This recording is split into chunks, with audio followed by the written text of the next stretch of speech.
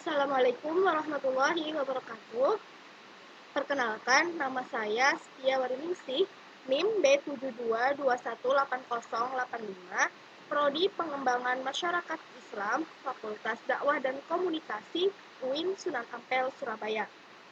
Jadi, dalam kesempatan kali ini, untuk memenuhi tugas mata kuliah Desain Kewirausahaan Sosial, saya akan mempresentasikan sebuah jurnal yang berjudul Strategi Pengembangan Wakaf Berkelanjutan dalam Sektor Pertanian, Studi Kasus di Yayasan Pemeliharaan dan Perluasan Wakaf Pondok Modern YPPWM Gontor Ponorogo. Nah, jurnal ini ditulis oleh Eko Nur Cahyo dan Ahmad Mukorobin dari Universitas Darussalam Unida Gontor.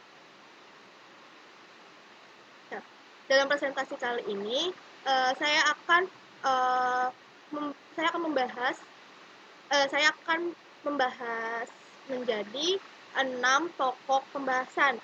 Yang pertama, pendahuluan, kemudian strategi pengembangan wakaf pada sektor pertanian, kemudian pokok pembahasan ketiga, keempat, dan kelima merupakan sub materi dari strategi pengembangan wakaf pada sektor pertanian, kemudian yang terakhir yaitu kesimpulan. Langsung saja ke pendahuluan. Nah, jadi seperti yang kita ketahui, Indonesia itu merupakan negara yang memiliki penduduk muslim yang sangat besar. Bahkan sudah kita ketahui bahwa Indonesia itu menempati posisi paling atas sebagai negara dengan mayoritas memeluk agama Islam. Jadi melihat potensi sumber daya manusianya yang beragama muslim, maka pengembangan institusi wakaf itu seharusnya dapat dimaksimalkan untuk memecahkan problematika ekonomi masyarakat. Seperti yang kita ketahui juga, institusi wakaf ini tidak hanya berperan dalam segi keagamaan atau ibadah saja, tapi juga berperan dalam mengangkat perekonomian masyarakat atau sebagai institusi wakaf ini terbukti dapat membantu untuk dalam pengentasan kemiskinan. Nah, salah satunya itu juga ada di Gontor. Jadi keberadaan tanah wakaf ini menjadi salah satu tonggak perekonomian pondok. Jadi tanah wakaf ini dapat menunjang stabilisasi dan pengembangan program pondok. Jadi dengan adanya tanah wakaf itu, seluruh kegiatan pondok mulai dari ekonomi, pendidikan, kesehatan itu dapat berjalan. Lanjut. Nah, jadi yang bertugas dan bertanggung jawab atas pengelolaan tanah wakaf itu ya YPPWPM itu. Nah, jadi tapi di samping YPPWPM itu mengelola tanah wakaf, juga dalam penghimpunan dana YPPWM juga mengambil dari zakat, infak, dan sedekah serta investasi. Jadi YPPWPM ini tidak hanya mengelola wakaf saja, tapi juga zakat, infak, sedekah, serta investasi dalam menghimpun dana dalam rangka pengembangan kegiatan pondok. Untuk memperlancar strategi, yayasan memanfaatkan jaringan alumni yang berprofesi sebagai pengusaha. Kemudian, apa strategi pengembangan wakaf pada sektor pertanian? Jadi, yayasan ini dalam rangka mengelola pengembangan wakaf itu berfokus pada sektor pertanian. Dalam rangka menghimpun dana, didirikan koperasi yang disebut Kopontren. Dalam mengelola tanah wakaf tersebut, terdapat aset produktif dan non-produktif. Kalau aset produktif ini untuk digunakan sebagai sektor pertanian, sedangkan kalau non-produktif ini itu dikelola untuk pembangunan sarana prasarana yang dapat menunjang kegiatan pondok. Nah, terdapat 3 sistem kerjasama yang dilakukan oleh PPWM dalam usaha pengembangan tanah wakaf dalam sektor pertanian. Nah, jadi untuk mengembangkan aset produktifnya dalam sektor pertanian itu ada 3 strategi, yaitu sistem sewa lahan, pengelolaan sendiri, dan bagi hasil. Yang pertama yaitu sistem sewa lahan. Nah, jadi yayasan bekerja sama dengan para petani yang ingin mengelola tanah tersebut dengan kontrak sewa. Jadi yayasan ini yang memiliki tanahnya, kemudian masyarakat di sekitar tanah sawah itu kemudian menyewa tanah tersebut. Jenis tanaman yang ditanam itu adalah mayoritas padi, tapi tergantung jenis tanah yang disewa. Nah, kalau tanahnya itu berbentuk lereng, itu biasanya ditanami dengan pohon jeruk. Tapi untuk tanaman padi sendiri itu biasanya tanahnya ada di Ponorogo, Nganjuk, dan Kediri. Sedangkan kalau tanah yang ada di daerah Ngawi itu biasanya ditanami oleh tebu. Nah, dalam sistem sewa lahan ini, pihak yayasan itu menawarkan melihat harga pasar di sekitar tanah tersebut.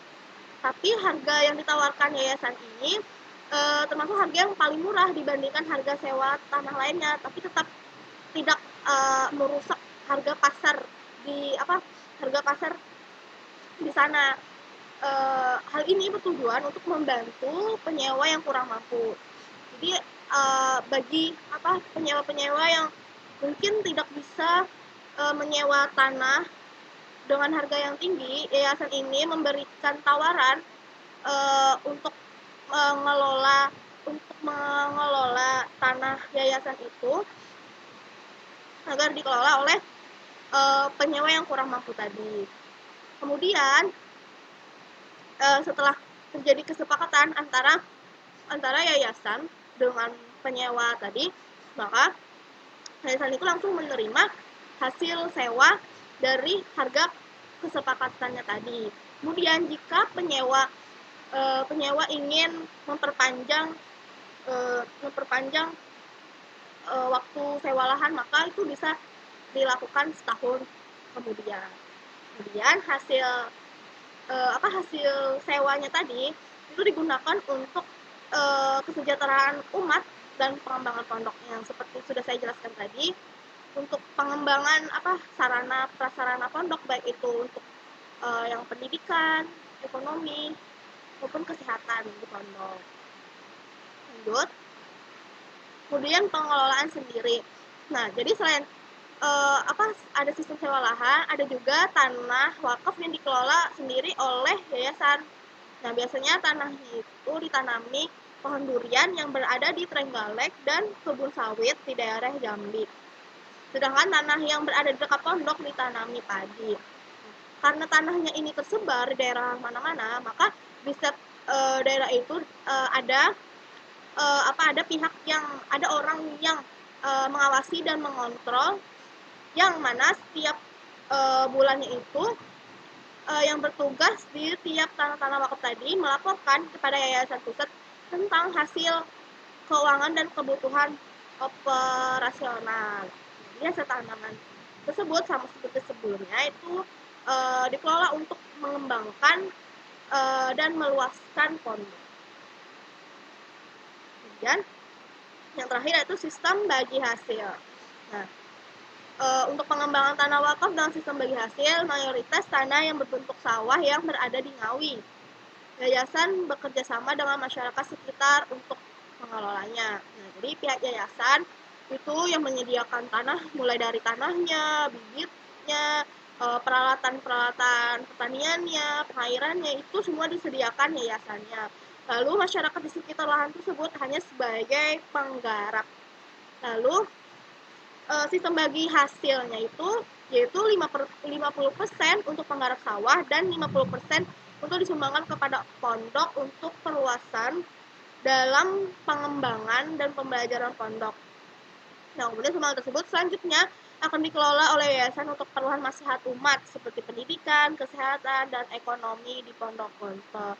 Nah, jadi terlihat kan dari ketiga strategi tadi hasilnya itu semuanya dalam rangka mengembangkan dan memperluas kegiatan pondok. Jadi tidak untuk kepentingan pribadi, itu semata-mata untuk digunakan untuk dalam rangka kemaslahatan umat dan pondok. Jadi kemudian setiap minggunya diadakan pengajian untuk para penggarap sawah dan juga pengarahan oleh pimpinan pondok. Selain itu, yayasan juga bekerja sama dalam memilih benih padi yang terbaik dan berkualitas. Nah, jadi ikhtiar ini kayak pengajian, pengarahan, kemudian pelatihan cara milih benih padi itu agar kualitas produksi pertanian itu dapat meningkat sehingga uh, sehingga apa sehingga hasilnya itu akan semakin banyak, jadi semakin meningkat juga gitu, apa peningkatan dan perluasan pondok juga kan juga ke masyarakat juga semakin hasilnya juga semakin meningkat. Akhirnya kemudian kesimpulan. Nah, jadi berdasarkan analisis SWOT yang dilakukan peneliti dari jurnal ini, bahwa dengan memanfaatkan tanah wakaf yang ada untuk dikelola menjadi lahan pertanian, hal tersebut dapat menyerap tenaga kerja di desa sekitar lahan. Ya kan, tadi strateginya sistem sewa, sistem dikelola sendiri, sistem bagi hasil. Nah, itu kan yang yang terdampak oleh efeknya tentu masyarakat yang ada di lahan tersebut. Nah, kemudian jika terjadi penambahan wakaf tanah di sektor pertanian, maka akan membantu pemerintah dalam mencapai swasembada pangan. Nah, yaitu kemudian kekurangannya, tapi karena program ini baru, kesulitannya adalah masih terbatasnya tenaga ahli yang akan menjalankannya. Sekian presentasi dari jurnal ini. Saya mohon maaf apabila terdapat salah kata. Wabillahi taufiq wal hidayah. Wassalamualaikum warahmatullahi wabarakatuh.